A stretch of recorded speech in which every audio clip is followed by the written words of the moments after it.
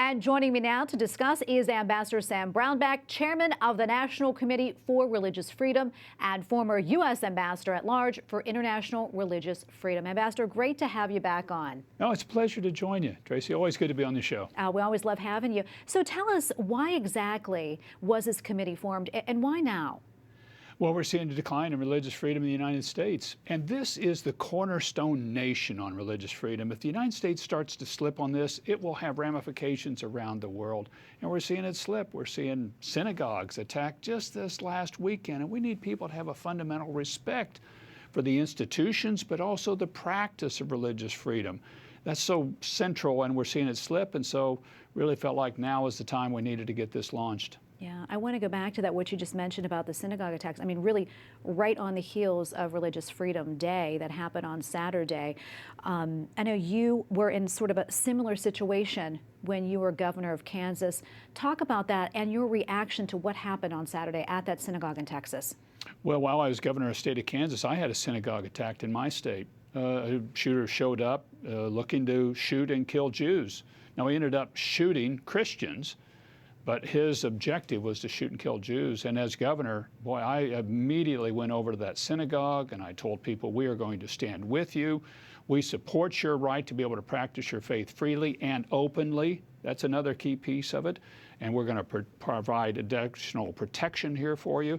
And we stand with you as a community. And that's what we've got to do as a country. This diverse country, but all the tension that's here. So much of the time we've got to stand for these religious institutions and allow them to freely and openly practice their faith. What do you think is leading to this intolerance? I think there's a number of factors, but, you know, honestly, we've just got a society and world that's gotten more aggressive and more hateful towards other people instead of understanding. I mean, honestly, it tears my heart sometimes when I watch the news and I see all this hatred towards people, and we've really got to start reaching out to one another and having some love and understanding and respect, even if you don't agree with the person. Just have a little common humanity and understanding and respect, but that's been declining so much.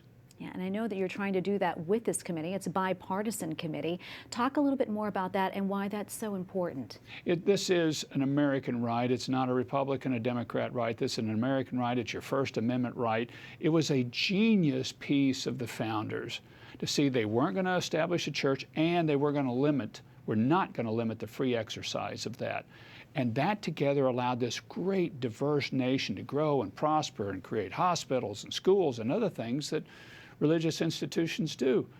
What we're about is protecting that foundational right, and we want to educate the public about it. We want to talk to the public about the beauty of this. And what this allows to take place in the world is for a very diverse country to be able to function and operate together, and that's what we need to do. Yeah, and what is your big goal with the committee? What are you hoping to achieve?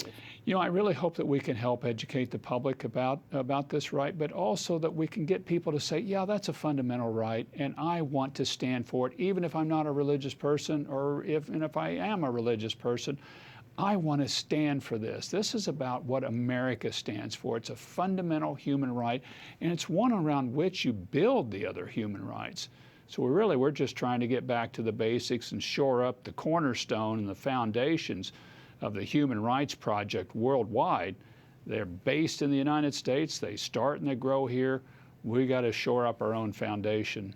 How do you think we can do that as we become more of a secular community? As we were talking to Andrea Pachati-Bear in the previous segment about the case out of Boston with flying that Christian flag. How do you think we get back to our roots? You know, I think he asked people, even that are very secular, say somebody that's a fully atheist, do you want to exclude Jewish people from being able to freely operate in the country? Do you want to exclude Christians or Muslims from freely operating in the United States? And I think most people would say, well, no, I want them to be able to freely practice and safely practice here. Well, then we've got to guarantee this right. The other thing is, if you don't have religious freedom around the world, you're going to have the clash of civilizations.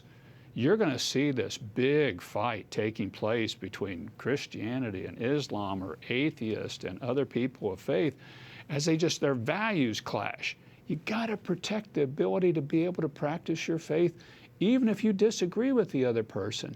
this is just fundamental for us to create a society that a diverse society can operate in.